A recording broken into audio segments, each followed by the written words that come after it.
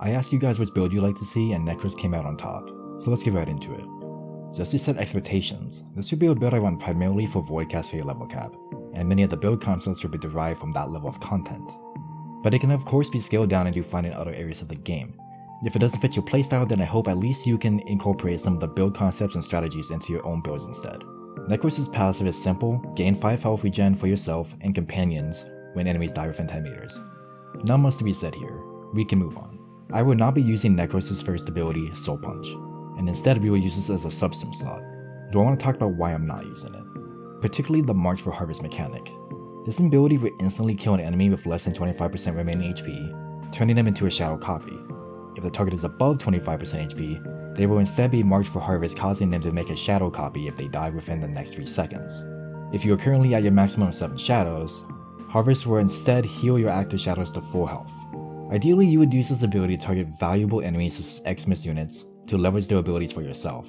However, this in practice becomes very difficult since shadows degrade over time, draining by a percentage of the total HP, so if you don't find the 6 other Xmas units before your first one dies, you're back where you started.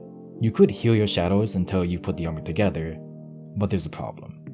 There is currently a bug preventing you from healing shadow copies if they have Overguard. This prevents the use of tools such as Sancti Magistar or Blood Altar from healing your shadows if they have any Overguard.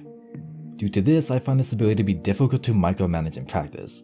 Not to mention you can't mark enemies with Overguard, and the ragdoll makes killing them right after pretty annoying. If this ability had more control, say allowing you to dispel unwanted shadows, it would become much more powerful. Terrify is Nekros' second ability. Enemies within the radius are temporarily stripped of some of the armor and forced to flee in terror.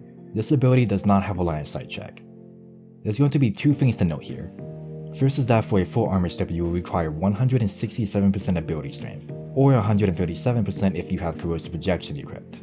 Second is that this does not work in boss type units such as acolytes. The flee mechanic is a double-edged sword. On one hand, it can be a nice panic button to stop enemies from attacking you, but on the other hand, now remaining enemies are running away from you, making it more difficult to delete them. This ability will primarily be an armor strip for tanky units or a last resort to reset the shield gate. You can use the creeping Terrify augment to slow enemies instead, mediating the issue of them running from you with high range, but this has the opportunity cost of taking up a mod slot. Desecrate is Nekros' third ability and the foundation of our energy economy. Corpses within Desecrate's radius will be consumed over half a second, re-rolling the target's loot table.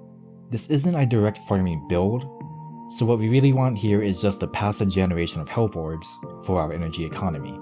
Desecrate has a 90% chance to succeed, and then another 60% chance to generate a health orb. This is where the 54% extra loot chance comes from. 0.9 times 0.6 is equal to 0.54. You only get the bonus loot when both of these checks succeed. Finally, we have Shadows of the Dead. Casting this ability will summon up to 7 shadow copies of previously killed enemies. These copies are drawn from a pool of the last 20 enemies killed.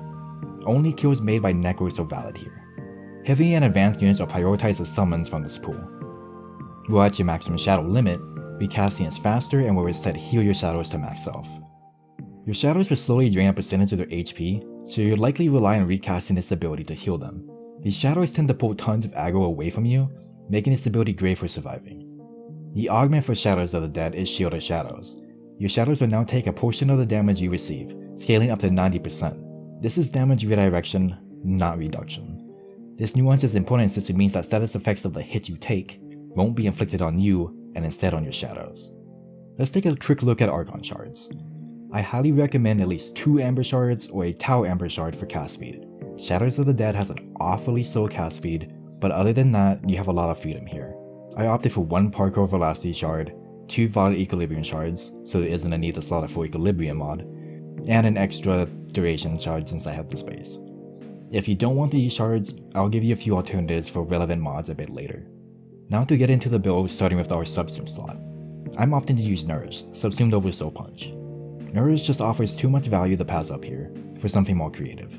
The energy multiplier paired with the Violet Shards will provide a very comfy energy economy, and beyond applying Violet to our weapons, this will also apply to our shadows, giving them a damage buff, and to top it off, when our shadows take damage, they will spread Violet procs to nearby enemies with this viral explosion.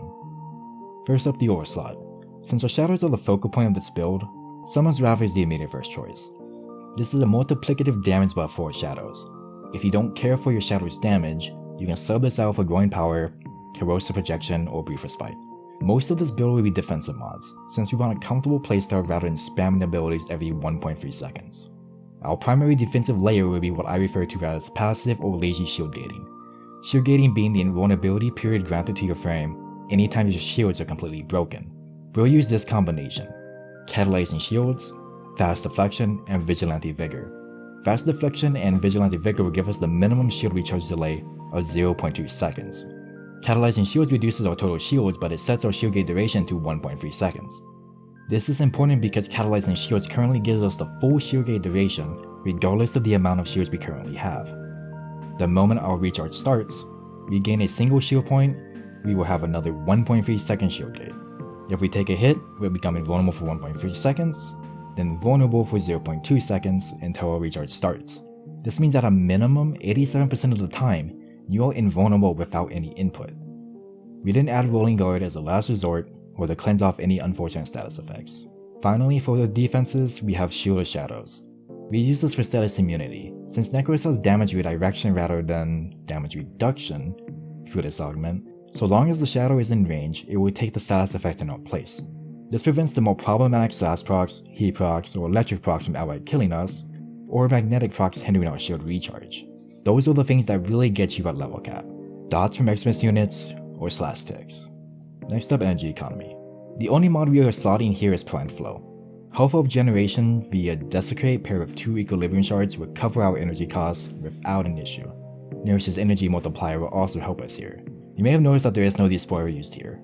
Simply put, we don't have the mod space to use it. Desecrate will pay for itself anyway due to the purple shards and because we're using base efficiency. I also use neutral range on this build. There are 2 major reasons for this. This keeps Desecrate consuming only nearby corpses.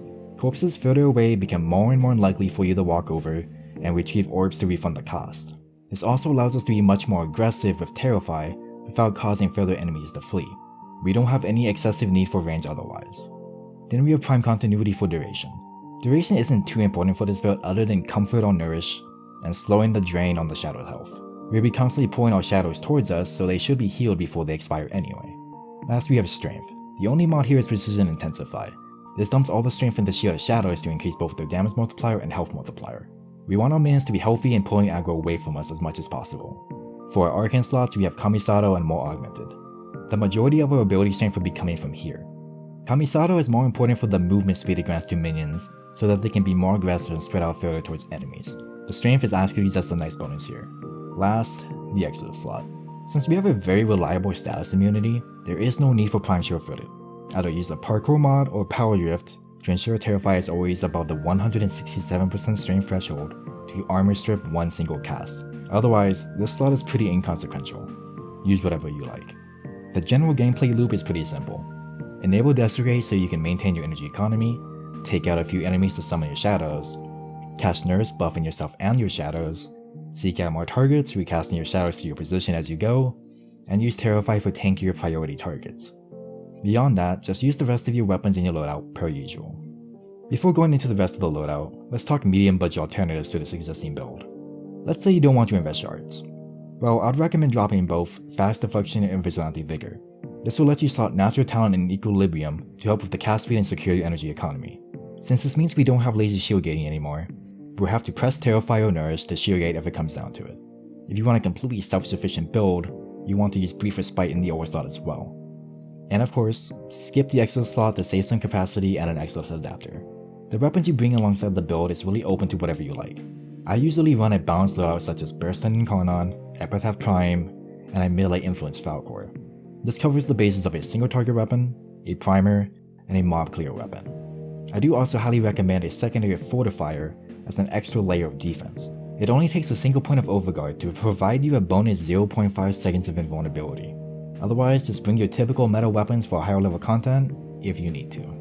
Keep in mind, we don't have any shield recovery mod for Summoner's Wrath as our aura, so either slot Augur mods on your secondary, use Augur mods on a Sentinel's Burst Laser, or replace either the aura with Brief Respite, or maybe Vigilante Vigor with an Augur mod.